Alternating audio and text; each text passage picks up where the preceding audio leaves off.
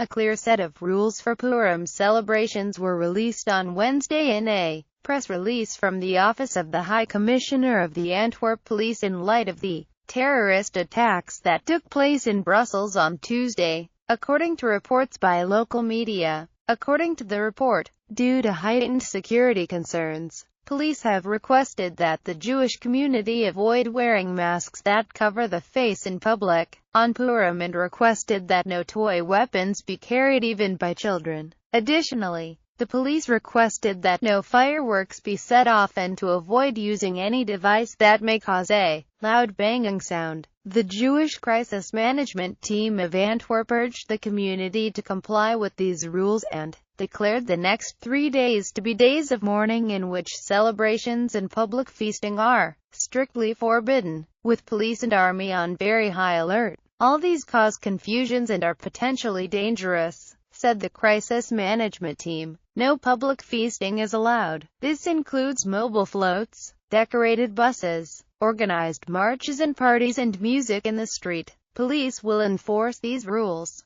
The Jewish community of Brussels had prepared 2 major events for this week on the occasion of the Purim holiday celebrations, but both events have been cancelled following the recent terror attacks in Brussels. The Jewish community here in Brussels and in Europe in general is not surprised, he said. We've been receiving alerts for a long time now. Despite the shock the city experienced, we were not surprised. It was only a matter of time before such an attack happened, said Rabbi Menachem Margolin, director of the European Jewish Association, EJA, and head of the Rabbinical Center of Europe, RCE. We always knew about warnings. We knew where we were living. We hope that this wave will end as soon as possible so that it won't harm the Purim holiday, he said. The government has raised preparedness to the highest level. That means an automatic cancellation of all public events. There are a lot of Jews here. The authorities have requested everyone in the capital city stay home over the next few days. We evacuated family by family from the Jewish school. Rabbi Margolin explained as he described the day. We feared additional attacks and contacted the families.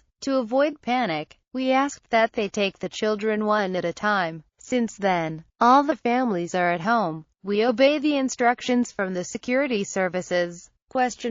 He has no doubt there are additional terror cells still lurking around Brussels. The fact that the terrorist from Brussels was able to hide in the city for several months means there was someone helping him, which is why I believe these were not the last attacks we'll be seeing here. The routine right now is difficult. There's a feeling of insecurity. He said he did not believe the motive for the new attacks had been anti-Semitic. The attacks were not directed at Jews but against all the citizens of Europe who are getting used to a new reality, he said, adding, God is guarding us and we're doing everything in our power to make sure that all the Jews in our community are safe.